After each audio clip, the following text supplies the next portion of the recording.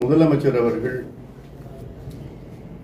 அமெரிக்காவுக்கு சென்று நேற்றைய முன்னாள் இந்தியாவுக்கு வந்திருக்கின்றார். 17 நாட்கள் இந்த பயணம். அவர் ஈட்டிய முதலீடுன்னு சொல்ல மாட்டேன், புரிந்துணர்வு ஒப்பந்தம் MOU மெமரண்டம் ஆஃப் அண்டர்ஸ்டாண்டிங். இது 7600 கோடி.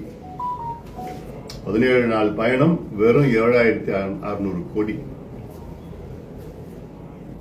என்னை பொறுத்த வரைக்கும் இந்த பயணம், முதலமைச்சருடைய பயணம் தோல்வியாகத்தான் நான் பார்க்கின்றேன்.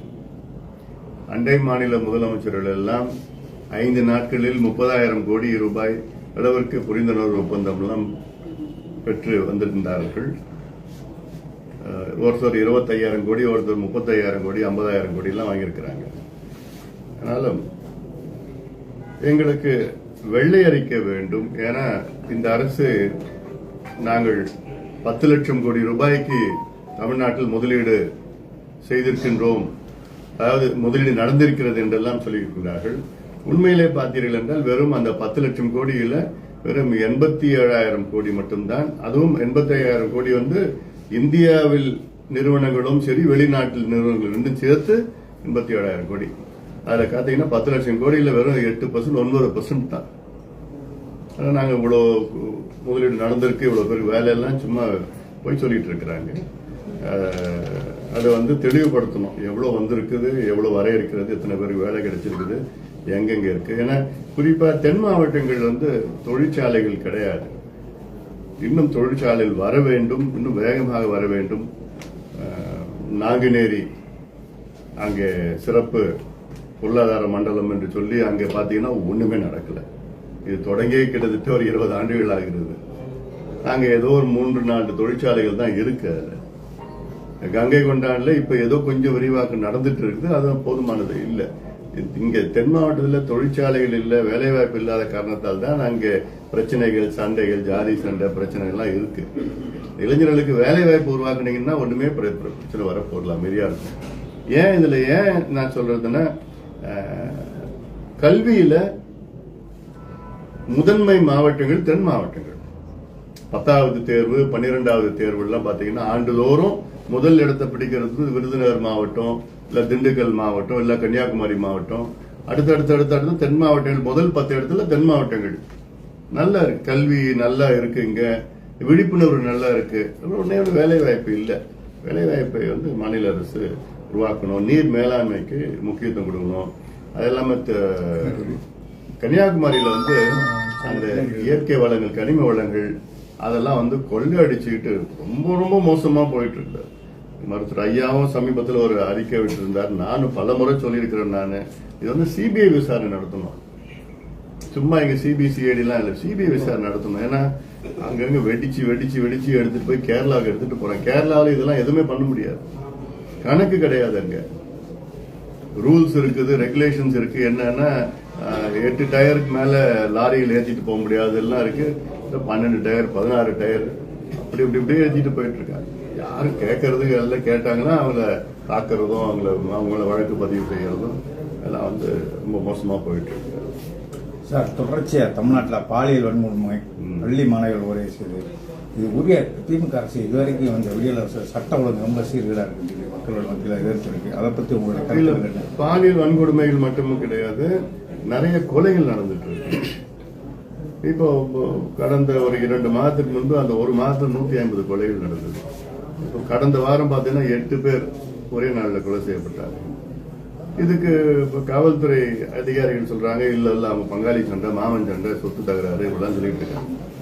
ஆனா அதுக்கு முக்கிய காரணம் என்னன்னா கஞ்சா, மது, போதைப் பொருட்கள் சரளமா கிடைச்சிட்டு இருக்குது.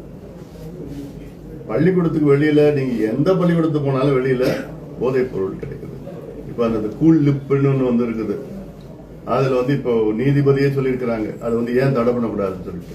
அது இந்த பிள்ளைங்க 8வது 6வது படிக்கிற பிள்ளைங்க வச்சுக்கிட்டு வாயில வச்சுக்கிட்டு மென்னுக்கிட்டு அப்படியே உட்காந்துட்டு இருக்காங்க, போதையில உட்காந்துட்டு இருக்காங்க. இது மட்டும் இல்ல, கஞ்சா, பென், cocaine, heroin, LSD, methyl amphetamine, இப்படி என்னென்ன அமெரிக்காவில் என்ன கிடைக்குதோ எல்லாம் இங்க தமிழ்நாட்டில் கிடைக்குது. முதலமைச்சர்கிட்ட பல முறை சொல்லியிருக்கிறோம். ஆனா முதலமைச்சர் கண்டுக்கிற மாதிரி எனக்கு தெரியல. சீரியஸ் இல்லை முதலமைச்சருக்கு. எவ்வளவு மோசமான ஒரு பிரச்சனை. 3 தலைமுறைகளை மதுவை கொடுத்து அழிச்சிட்டாங்க. அடுத்த தலைமுறையாவது காப்பாற்றணும்னு நாங்க போராடிட்டு வரோம். எத்தனையோ ஆர்ப்பாட்டம் பண்ணோம், போராட்டம் பண்ணோம். ஆனா அப்ப போய் பார்த்தா அப்ப போய் 2000 பேர் கைது பண்ணுவாங்க. அவங்க 15 நாள் வெளியில வந்துருவாங்க. யாரு அதாவது கைது பண்றவங்க யாரு? கடைசி எண்டி விற்கிறவங்க, அவ்வளவுதான். அவங்க சும்மா ஒரு இதுதான். அது யார் எங்க இருந்து வந்தது, யார் கொடுக்கறா, என்ன பண்றா? நார்கோட்டிக் பியூரோ ஆஃப் இந்தியா என்ன சொல்றாங்கன்னா, தமிழ்நாடு வந்து போதைப் பொருட்கள் டிரான்சிட் பாயிண்ட் சொல்றாங்க. Transit point international transit point. அதாவது ஆஸ்திரேலியா, தெற்கு ஆசிய நாடுகளுக்கு வந்து தமிழ்நாடு மூலமா தான் போதைப் பொருட்களே போயிட்டு இருக்குது. வடக்குல இருந்து தெற்கு ஆசியாவுக்கு தமிழ்நாடு தான் டிரான்சிட். அப்ப எவ்வளவு ஜாக்கிரதையா இருக்கணும் இதெல்லாம் நம்ம. ஏன்னா இது வந்து தலைமுறைகளை காப்பாற்றுகின்ற பிரச்சனை இது. அதனாலதான் இந்த கொலை, கொள்ளை, பாலியல் வன்கொடுமை எல்லாம் நடந்துட்டு இருக்குது. அதை தடுக்கணும். காவல்துறைக்கு தெரியாம ஒரு பொட்டலும் கஞ்சா விற்க முடியாது. ஒரு எந்த போதை மாத்திரையோ பவுடரோ எதுவும் விற்க முடியாது. எல்லாம் தெரிஞ்சுதான் விற்கிறாங்க. காவல்துறைக்கு காசு போய் கொடுத்துட்டு தான் நடந்துட்டு இருக்குது. ஆனா முதலமைச்சர் கீழே காவல்துறை வந்தது. முதலமைச்சர் வந்து நானும் பல நேரடியா பாக்குறப்ப 3 முறை சொல்லியிருக்கிறேன், எப்படியாவது காப்பாத்துங்க, இளைஞர்களை காப்பாத்துங்க. ரிவ்யூ பண்றாரு, பேருக்குன்னு ரிவ்யூ பண்றாரு, அவ்வளவுதான். ஒரு 10 காவல்துறை அதிகாரிகளை சஸ்பெண்ட் பண்ணுங்களேன், தானா முடியும், பிரச்சனை முடியும். சஸ்பெண்ட் பண்ணுங்க, கடுமையான நடவடிக்கை எடுங்க.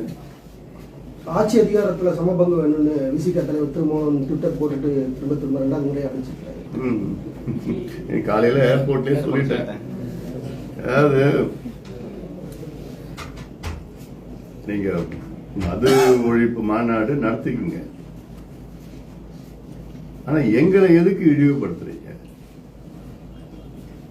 ஏதோ பாட்டாளி கட்சி, ஜாதி கட்சி, அந்த கட்சி, மத கட்சி, இந்த கட்சி, இனம் கட்சி, இப்படி எல்லாம் பேசிட்டு நீங்க மட்டும் என்ன கட்சியா? நாங்க வந்து நாகரிகமா அரசியல் நடத்தணும்னு நாங்க பார்த்துட்டு இருக்கோம்.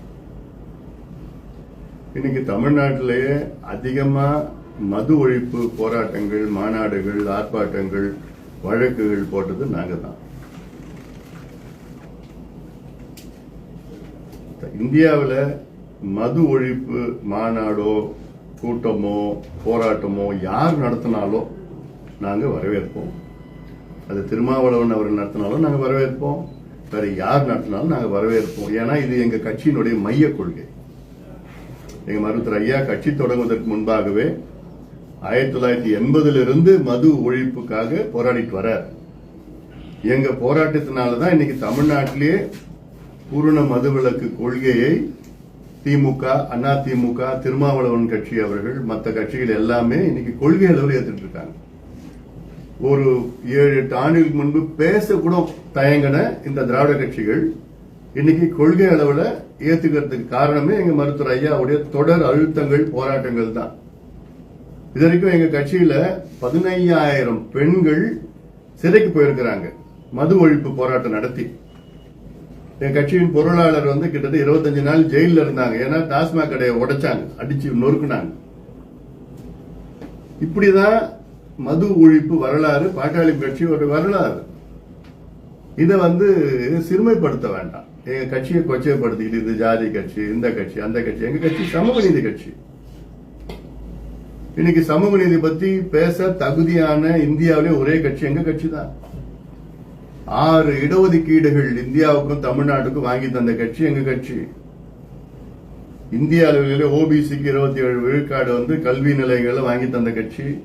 இந்திய அளவிலே பட்டியலின சமுதாயத்திற்கு வந்து இடஒதுக்கீடு மருத்துவத்துறையில வாங்கிய கட்சி, பெற்று தந்த கட்சி, கையெழுத்து போட்ட கட்சி. தமிழ்நாட்டில் 20 விழுக்காடு எம்பிசி 115 சமுதாயத்திற்கு பயனுள்ளதாக அந்த 20% வாங்கிய கட்சி எங்க கட்சி. அருந்ததியர்களுக்கு உள்ஒதுக்கீடு வாங்கிய கட்சி, இஸ்லாமியர்களுக்கு ஒதுக்கீடு வாங்கிய கட்சி. இப்படி பல இடஒதுக்கீடுகள் வந்து நாங்க எங்க கட்சி, எங்க மருத்துவர் ஐயா பெற்றுக் கொடுத்திருக்கிறார், வாங்கி தந்திருக்காரு 10.5 விழுக்காட்டுல இருந்து.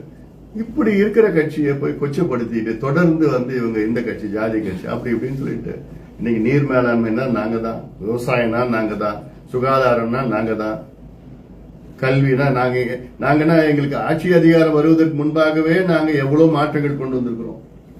எங்களால வந்து தமிழ்நாட்டிற்கு எவ்வளவு மாற்றங்கள் அதிகாரத்துக்கு வருவதற்கு முன்பாக. அதனால இது நிறுத்திக்கணும், திருமாவளவன் அவர்களும் நிறுத்திக்கங்க. உங்களுக்கு உண்மையிலேயே மது ஒழிப்பு மீது அக்கறை இருந்தா நீங்க என்ன பண்ணிருக்கணும்னா எங்க கிட்ட முதல்ல வந்திருக்கணும். ஏன் காரணம், என்ன காரணம் தெரியுமா? இன்னைக்கு தமிழ்நாட்டில் 2 பெரிய சமுதாயம் வந்து அதிகமா மது குடிக்கிறது, மதுவில் அடிமையா இருக்கிற சமுதாயங்கள் யாருன்னா வன்னியர் சமுதாயம், பட்டியலின சமுதாயம் தான். இந்த 2 சமுதாயம் வந்து மதுவிலிருந்து அடிமையை மீட்டு எடுக்கிறதுக்கு வந்து இந்த சமுதாயத்தினுடைய தலைவர்கள்லாம் முன்னுக்கு வந்து ஒன்னா சேர்ந்து அணுகுனா நிச்சயமா விடிவு கிடைக்கும். அந்த அணுகுமுறை தான் வேணும். அதை விட்டுட்டு நான் அரசியலுக்காக நான் அவங்களை கூப்பிடுறேன், இவ்வளவு யாருன்னா கூட்டிட்டு போங்க. ஏன் இதுல என்ன இந்த முக்கியமான இதுல வந்து நீங்க என்ன கேட்டா நீங்க வந்து சகோதரி கனிமொழியை கூப்பிடணும். அவங்க தானே மேடைக்கு மேடை வந்து மது விலக்கு மது ஒழிப்புன்னு போராடிட்டு இருந்தாங்க 3 ஆண்டுகளுக்கு முன்பு வரைக்கும். தமிழ்நாட்டு பெண்கள் தாலி அறுத்துட்டாங்க, எவ்வளவு மோசமானு சொல்லிட்டு 3 ஆண்டுகளுக்கு முன்பு வரைக்கும் போராடிட்டு இருந்தாங்க. அவங்கள கூப்பிட்டு வச்சு மாநாட்டில் கூப்பிட்டு வச்சு நீங்க வந்து உங்க அண்ணங்கிட்ட போய் சொல்லுங்க, தமிழ்நாட்டில் வந்து மோசமான சூழல் இருக்கு, இந்தியாவிலேயே அதிக இளம் விதவைகள் தமிழ்நாட்டில் தான் இருக்கிறாங்க, மது குடிச்சிட்டு அதனால இறந்துட்டாங்க உங்க வீட்டுக்காரங்களாம். இந்தியாவிலேயே அதிக சாலை விபத்துகள் தமிழ்நாட்டில் தான் இருக்கு. இந்தியாவிலேயே அதிக அதாவது அதிக மனநிலை நோய் பிரச்சனை இந்தியாவில் தமிழ்நாட்டில் தான் இருக்கு. இந்தியாவிலேயே அதிக தற்கொலைகள் தமிழ்நாட்டில் நடக்குது. இந்தியாவிலேயே அதிக கல்லீரல் பிரச்சனை தமிழ்நாட்டில் தான் நடக்குது. இது அத்தனைக்கும் காரணம் மது. அது எப்படியாவது வந்து படிப்படியா குறைங்கன்னு சொல்லிட்டு அவங்க அண்ணங்கிட்ட போய் சொல்லுங்க, சகோதரி கனிமொழியை சொல்லுங்க, அந்த மாநாட்டில் கூப்பிட்டு பேச சொல்லுங்க. இதுதான் விடிவு கிடைக்கும், விடை கிடைக்கும். அதுல அதனால விளம்பரத்துக்கெல்லாம் அத விளம்பரத்துக்கு பண்ண மாட்டாருன்னு தெரியுது. ஏன்னா இப்ப சமீபத்துல தான் அவர் வந்து இந்த கள்ளக்குறிச்சி சம்பவத்துக்கு பிறகுதான் இப்ப அவருக்கு கொஞ்சம் தெரியுது என்னன்னு பிரச்சனை எல்லாம் தெரியுது. கூட்டணி கட்சி யாருமே அதனால அதாவது மது ஒழிப்புல நாங்க PhD பண்ணிருக்கிறோம். திருமாவளவன் அவர் இப்பதான் LKGல இருக்கிறார், இப்பதான் ஆரம்பிச்சிருக்கிறார். பாமகவை அழைத்தா நீங்க அதுல பங்கேற்பீங்க? உங்களை வந்து மாநாட்டுக்கு அழைச்சாங்கன்னா நீங்க அதுல பங்கேற்பீங்க? இதெல்லாம் முதல்ல பாக்கட்டும், என்ன நடக்குதுன்னு பாக்கலாம். அது படிச்சா பங்கேட்டா இந்த பேரு கேள்வி கேட்கறதே நீங்க தப்பு. அதுக்கு பதில் சொல்றது அதோட தப்பு.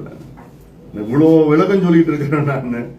இதுல என்ன இருக்கு? அந்த ஆட்சி அதிகாரத்தில் அவர் பங்கு வைக்கிறத அது நியாயமானது தான், அது நியாயமானது. அது பதிவு ஏன் எடுத்தாருன்னா அதுதான் தப்பு. அது தைரியமா போடுங்க. கட்சி எதுக்குங்க தொடங்குறாங்க? திருமாவளவன் ஏன் கட்சி தொடங்குறாரு? திமுக ஸ்டாலின் முதலமைச்சரா வர்றதுக்கு இல்ல எடப்பாடி பழனிசாமி முதலமைச்சர் தொடங்கி இருக்கிறாரு இல்ல, அவர் முதலமைச்சரா வரணும், அவங்க கட்சி ஆட்சிக்கு வரணும். எல்லாமே எல்லாரும் பாட்டாளி கட்சி எல்லா கட்சியோட நோக்கம் அதுதான். அவங்களை முதலமைச்சர் ஆக்குறது, இவங்க முதலமைச்சர் ஆக்குறது எங்களுடைய வேலை கிடையாது. இவங்க 57 வருஷமா தமிழ்நாட்டு ஆண்டு நாசப்படுத்திட்டாங்க, அழிச்சிட்டாங்க. தமிழ்நாடு குடிகார நாடு அப்படின்னு மாத்திடலாம் பேரை. இப்ப இன்னும் கொஞ்ச நாள்ல கஞ்சா நாடுன்னு பேரு மாத்திடலாம். அந்த அளவுக்கு வந்துருச்சு. இப்போ மக்களை பத்தி கவலை கிடையாது உங்களுக்கு எல்லாம். காசு எப்படியாவது அடிச்சு கொள்ள எதுவும் பண்ணணும்னு பாக்குறாங்க. அதுல அதனால அந்த அடிப்படையில வந்து நிச்சயமா ஆட்சி அதிகாரம் வந்தாதான் கொள்கைகள், ஒவ்வொரு கட்சிக்கும் கொள்கைகள், அந்த கொள்கைகளை நிலைநாட்டலாம், கொண்டு வரலாம். எங்களுடைய கொள்கைகள் வந்து சமூக நீதி கொள்கைகள், எங்க கட்சியினோட கொள்கை நீர் மேலாண்மை கொள்கைகள். நீர் மேலாண்மைக்கு எங்ககிட்ட ஆட்சி இருந்ததுன்னா இந்நேரம் நாங்க 1 லட்சம் கோடி நீர் மேலாண்மைக்கு மட்டும் முதலீடு செஞ்சிருப்போம். விவசாயிகள் வந்து இன்னைக்கு மகிழ்ச்சியா இருக்கணும். விவசாயிகள் ரொம்ப மோசமான சூழல் தற்கொலை பண்ணிட்டு இருக்கிறாங்க. அனைவருக்கு தரமான கட்டணமில்லா கல்வியை கொடுக்கணும். சுகாதாரத்தை பத்தி சொல்லவே வேண்டாம், இலவச நல்ல தரமான சுகாதாரம் கொடுக்கணும். குடிநீர் வழங்க வேண்டியது, இதெல்லாம் நிறைய இஷ்யூஸ்லாம் இருக்குது. அது நிலைநாட்டு இவங்க யாரும் செய்யற மாதிரி தெரியல. சொன்னாங்கல்ல MTC இது பேருந்துகள் தனியார், அரசு பேருந்து தனியார் மயமாக்க மாட்டோம்னு சொல்லிட்டு பார்த்தா தனியார் மயமாக்கிட்டு இருக்காங்க. சென்னையில் MTC பேருந்துகள் 500 பேருந்துகள் இப்ப வந்து இன்னும் கொஞ்சம் நாள்ல தனியார்கிட்ட விட போறாங்க, கையெழுத்து போட்டாங்க. வேர்ல்ட் பேங்க் அவங்களுடைய எழுதி கொடுத்திருக்கிறாங்க. எல்லாம் வெளியில பார்த்தா நாங்க பண்ண மாட்டோம்னு சொல்றாங்க, உள்ளுக்குள்ள பண்ணிட்டு இருக்கிறாங்க. மின் கட்டணம் உயர்த்த மாட்டோம்னு சொன்னாங்க, இப்ப உயர்த்தி இருக்கிறாங்க. 22 மாதத்துல கிட்டத்தட்ட மின் கட்டணத்தை வந்து 36 விழுக்காடு உயர்த்தி இருக்கிறாங்க 22 மாதத்துல. இதுவரைக்கும் எந்த ஆட்சியும் சுதந்திர இந்தியாவில் தமிழ்நாட்டில் எந்த ஆட்சியும் இப்படி பண்ணது கிடையாது. நாங்க உயர்த்த மாட்டோம் இதெல்லாம் பேசுறது. மாதம் நாங்க மின் கட்டணத்தை கொண்டு வருவோம் சொன்னாங்க. என்ன ஆச்சு உங்களுக்கு? மின் கணக்கெடுப்பு மாதம் எடுப்போம்னு சொன்னாங்க, எடுத்தாங்களா? இல்ல. அப்படி சொல்றது ஒண்ணு, செய்யறது ஒண்ணு, சம்மந்தமே கிடையாது. புதிய கல்விக் கொள்கையை வந்து ஏற்றுக்கொள்ளவே மாட்டோம்னு சொல்லியிருக்காங்க. அது ஒவ்வொரு மாநிலத்தோட உரிமை. அது அது ஒவ்வொரு மாநிலத்தோட உரிமை. ஆனா அதுல புதிய கல்விக் கொள்கையில வந்து சில அம்சங்கள் வந்து வரவேற்கத்தக்கது, சில அம்சங்கள் வந்து எனக்கு பிடிக்கல, எனக்கும் பிடிக்கல, எங்க கட்சிக்கு பிடிக்கல. ஒரு உதாரணம் நான் சொல்றேன். தாய்மொழி வழி கல்வின்னு இருக்கு புதிய கல்விக் கொள்கையில், அதை நாங்கள் வரவேற்கிறோம். இது எங்க மருத்துவர் ஐயா நீண்ட கால கோரிக்கை, எங்க கட்சியினுடைய கோரிக்கை. ஆனா மும்மொழி கொள்கைன்னு சொல்றாங்க, அது எங்களால் ஏற்றுக்க முடியாது, திணிக்க கூடாது. தமிழ் இருக்குது, ஆங்கில இணைப்பு மொழியா ஆங்கிலம் இருக்கு, என்னுடைய தாய்மொழி தமிழா இருக்கு. அது ரெண்டு மொழி இருமொழி கொள்கை தமிழ்நாட்டில் இருக்கு. இல்ல நீங்க ஹிந்தி ஒன்று கத்துக்கிட்டாதான் நாங்க நிதி கொடுப்போம்னு சொன்னா அது தவறு, அது கண்டிக்கத்தக்கது, அது செய்யக்கூடாது. அதெல்லாம் மாநிலங்கள் வந்து இந்தியா வந்து பன்முகத்தன்மை உள்ள ஒரு நாடு. அதுல பல மொழிகள் இருக்கு, பல இனங்கள், பல கலாச்சாரம், பண்பாடு, நாகரிகம் ஒன்னொன்னு இருக்கு. அதை காப்பாற்றணும், அதுதான் நம்முடைய பலமே. அது இல்ல ஒரே இந்தியா ஒரே மாதிரி இருக்கணும், ஒரே மாதிரி எல்லாம் கல்வி இருக்கணும்னா அது ஏற்றுக்கொள்ள முடியாது. புதிய கல்விக் கொள்கையை நீங்க கொண்டு வராங்க, மத்திய அரசோட கடமை அது. ஆனா அது திணிக்க கூடாது. அதனால வந்து நிதி கொடுக்க மாட்டோம்னு சொல்றது தப்பு. இப்போ இந்திரா காந்தி அம்மையார் வந்து சொன்னாங்கல்ல, இந்திரா காந்தி அம்மையார் உடைய அவசர கால எமர்ஜென்சி காலத்தை பத்தி பேசுறீங்க. அப்ப அது நடந்த தவறுகள் பத்தியும் நீங்க பேசணும். அது தவறுன்னு எல்லாருக்கும் தெரியுது. தொடர்ந்து பிரதமர்ல இருந்து எல்லாம் பேசிட்டு இருக்கிறாங்க. சரி, அப்ப அந்த கிட்டத்தட்ட 22 மாதத்தில் நடந்த தவறுகள் வந்து அதை வந்து சரி செய்யணும். அதுல முக்கியமான ஒரு தவறு நடந்தது என்னன்னா, கல்வி வந்து மாநில பட்டியல இருந்தது, அது பொதுப்பட்டியல் கொண்டு போனாங்க அந்த அம்மா. இப்ப நீங்க தவறுன்னு சொல்றீங்கல்ல, அப்ப பொதுப்பட்டியல திருப்பி மாநில பட்டியல் கல்வியை கொண்டு வராங்க. அது சரி செய்யுங்க. பிஜேபி அரசு அதை சரி செய்யணும்.